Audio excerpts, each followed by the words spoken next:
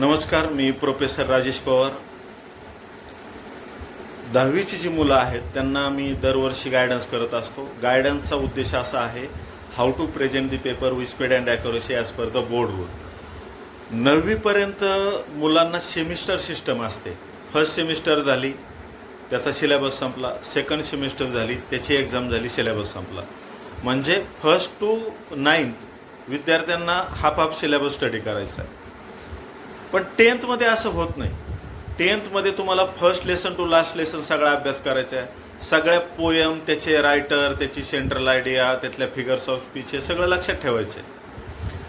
दुसरी गोष्ट, बरीच पॅरेंट असं म्हणतात की आमचा मुलगा किंवा मुलगी खूप अभ्यास करतो पण मार्क का कमी येतात. तर त्याचं कारण असतं की सिली मिस्टेक, रूल माहिती नसतात. की फॉर एक्झाम्पल सांगायचं झालं तर एक फिगर सांगितली आहे आणि ती फिगर तुम्हाला ड्रॉ करायची. तुम्ही फिगर काढता, त्याला काही नेमिंग वगैरे करता, तुम्ही त्याला नावं देता फिगरला, आणि 2 मार्काचा प्रश्न आहे असं गृहीत धरू आपण. तर त्याच्यामध्ये बोर्ड पॅटर्ननुसार ज्यावेळी चेक होतो पेपर, त्यावेळी तुम्हाला एक्झामिनर 2 पैकी 2 देतो, कारण त्याला उत्तर बरोबर पाहिजे असतं. पण ज्यावेळी पेपर 70 मार्काच्या पुढं जातो किंवा 80च्या पुढं जातो, त्यावेळी तो चीफ मॉडरेटरच्या हातात जातो. तो पेपर चेक करताना रूल फॉलो करतो सगळे. म्हणजे फॉर एक्झाम्पल तुम्हाला ती फिगर इनबॉक्स केली पाहिजे, म्हणजे त्या फिगरला बॉक्स केला पाहिजे. त्याच्यानंतर जर तो पेपर अबव 90 जात असेल तर त्या फिगरच्या खाली जी फिगर आहे, फॉर एक्झाम्पल आमेबाची फिगर काढलेली आहे किंवा व्हॉटेवर कुठली जी फिगर एक्झाममध्ये सांगितली ती फिगर काढली, पण त्याच्या खाली तुम्ही नावच दिलं नाही, तरी तुमचा अर्धा मार्क कमी होतो. फिगरला बॉक्स केला नाही म्हणून तुमचा अर्धा मार्क कमी होतो. असे भरपूर रूल बोर्डचे आहेत. ते आम्ही मुलांना, ज्यावेळी मुलं आम्ही टॉपिक वाईज तयारी करून घेत असतो त्यावेळी आम्ही पेपर चेक करताना हे रूल मुलांना एक्सप्लेन करत असतो. कुठले रूल तुम्ही फॉलो केले नाही, तुमचे मार्क कुठं कमी झाले. याचा फायदा काय होतो, मुलांना त्यांच्या चुका कळतात. याच्यामुळं मुलांचं प्रेझेंटेशन स्किल जे आहे ते डेव्हलप होतं. आणि स्पीड आणि ॲक्युरसी सगळ्याच एक्झाममध्ये महत्त्वाची असते, नुसतं 10वीलाच नाही. 11वी 12वी, JEE सारखे एक्झाम, नीट सारखे एक्झाम, MPSC UPSC सारखे एक्झाम, याच्यामध्ये सगळीच मुलं अभ्यास करत असतात. जवळजवळ सगळ्या मुलांनी 100% स्टडी केलेला असतो. पण तुमचा पेपर वेळेत होतोय का, सगळे क्वेश्चन त्या पेपरमधले तुम्ही सॉल्व केले आहेत का, हा सगळ्यात महत्त्वाचा विषय आहे. तर मग पेपर कव्हर न होण्याचं कारण, फॉर एक्झाम्पल इंग्लिश मिडियमच्या मुलांचा जर विचार केला तर त्यांना मराठी सब्जेक्ट देवनागरी स्क्रिप्ट असते, हिंदीसाठी देवनागरी स्क्रिप्ट असते. बाकीचे जेवढे सेशन होतात स्कूलमध्ये, ट्युशनमध्ये, ते इंग्लिश लँग्वेजमध्ये होतात. त्यामुळं मराठीची व्हॉकॅब्युलरी कमी असते. त्यांना उत्तर लिहिण्याच्या वेळी परीक्षेमध्ये प्रॉपर शब्द, म्हणजे प्रमाण भाषेतील शब्द आठवत नाहीत, म्हणून त्यांचं स्पीड कमी होतं, मार्क कमी येतात. याच गोष्टीवर, याच मुद्द्याला धरून आम्ही मुलांना गायडन्स करतो की language, whatever may be the language, Marathi, English, Hindi, Sanskrit, याच्यामध्ये तुमचे नेमके मार्क कुठं जातात. लँग्वेज टीचरला नेमकं काय अपेक्षित असतं. 10thला एक्झामिनर, मॉडरेटर, चीफ मॉडरेटर हे कुठले रूल लावून पेपर चेक करतात, याच्यावरती आम्ही 10 वर्ष झालं काम करतोय. मी सायरास टेस्ट सिरीज संचालक आणि मी स्वतः सायरास टेस्ट सिरीज चालवतो.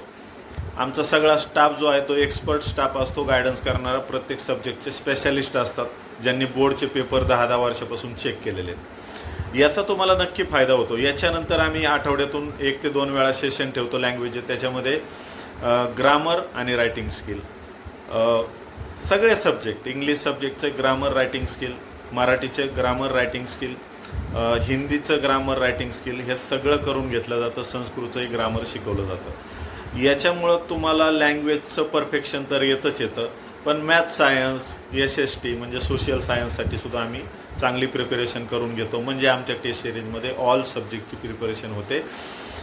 त्याच्यानंतर unit test, first semester, prelim, याच्यामधून जेवढी मुलांची प्रॅक्टिस होते, रिव्हिजन होते, तेवढा मुलांचा कॉन्फिडन्स वाढत जातो.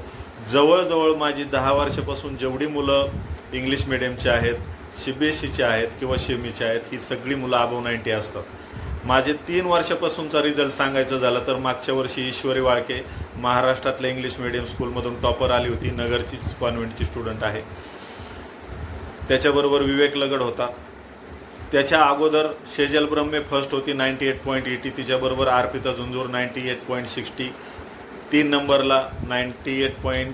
2020ला मोक्षी बोरा होती, ही सगळी नगर जिल्ह्यामधून टॉपर आलेली स्टुडंट आहे. त्याच्या अगोदरची जी बॅच आहे, ज्यावेळी लॉकडाऊन पडलं 2021ला, त्यामध्ये खुशी शाह ही टॉपर आली होती नगर जिल्ह्यामधून. तिच्याबरोबर बाकीचे मुलं होते, अशोकमधून मृण्मय देशपांडे, इतरही बाकीचे रेणुका शिंदे वगैरे जे मुलं होते सगळे अबव 95 होते. आणि हे टॉपर आलेले नगर जिल्ह्यातून इंग्लिश मिडियममधून विद्यार्थी. याचं कारण असं आहे, आम्ही मुलांना जास्तीत जास्त प्रॅक्टिस करून घेतो, त्याच्यामधून त्यांना गायडन्स करतो की तुम्ही नेमकं कुठं चुकताय, कुठं शिले मिस्टेक होत आहे, तुमचे मार्क कुठं कमी होत आहेत. तर हा जर गायडन्स तुम्हाला अशाच पद्धतीने तुमच्या मुलाला घ्यायचा असेल वर्षभर, तर तुम्ही नक्कीच माझ्या सेंटरला भेट द्या किंवा जो खाली दिलेला जो नंबर आहे त्याच्यावरती कॉन्टॅक्ट करा. आम्ही एक 20 मिनिटाचं किंवा 25 मिनिटाचं मोफत काउन्सिलिंग नगर जिल्ह्यातल्या प्रत्येक विद्यार्थ्याला प्रोव्हाइड करतो, सिटीमधल्याही प्रत्येक विद्यार्थ्याला प्रोव्हाइड करतो. काउन्सिलिंग घेतल्यानंतर तुम्हाला लक्षात येतं की आपला मुलगा नेमका कुठं आहे आणि त्याची काय काय तयारी करावी लागेल, या सगळा गायडन्स आम्ही करत असतो.